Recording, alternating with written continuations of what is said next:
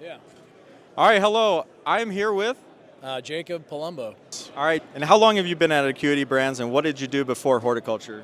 Yeah, I've been at Acuity about 11 years, and before horticulture, I ran the industrial product group, so high intensity, very technical lighting, a lot of parallels to the horticulture lighting type of products. Awesome. And what has been kind of the big differentiator that you've seen getting into horticulture lighting from general lighting? Is there anything that's really stuck out to you that's different than what you're normally used to?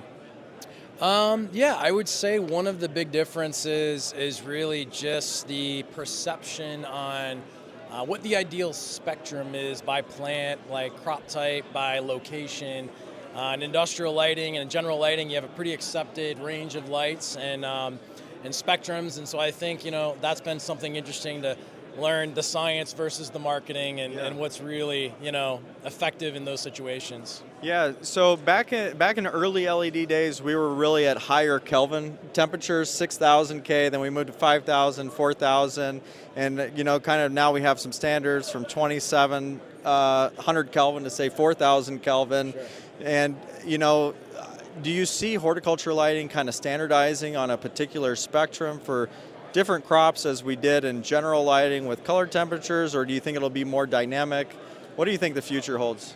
It's a tough question because I think kind of what's happening is everybody's looking for that secret sauce of how to get an amazing plant response. And so using, the world of tunability, if you will, and seeing if you can make the plant respond in some amazing way.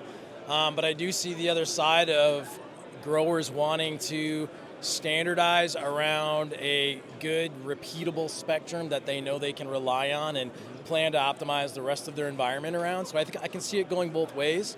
To me, the future of AI and how it plays into that is really interesting as well. So yeah, can you tell me a little bit about Acuity Brands? And I'd love to do it, but I think you can do it. You've been here for a very long time. Can you just give us some highlights on who Acuity Brands is, what do they do, and just create some brand recognition for them and more? Yeah.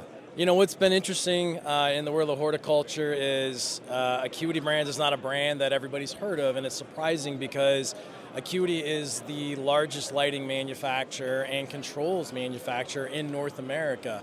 We really pioneered a lot of the technology used in LED lighting today, whether it's drivers, LEDs, optics, electromechanical design. So we have a really strong track record of innovation and just delivering products that some of the biggest really companies in America rely on for lighting. So we're bringing that legacy of quality and innovation and sort of just that proven track record into the world of horticulture. And we're really excited to continue that journey. And so Awesome. Jacob, you've been with the company for a really long time. Can you talk about one of your favorite installations? It doesn't have to be horticulture, but something that you think of that really showcases the technology that Acuity Brands brings to the table. yeah, I mean, it's been fun to work for a company where anywhere you go, you can look up and go, oh, those are my lights, right? So, traveling in and out of Atlanta Airport a lot of times, it's kind of cool to know that our wireless controls technology is in there, along with a lot of our lights.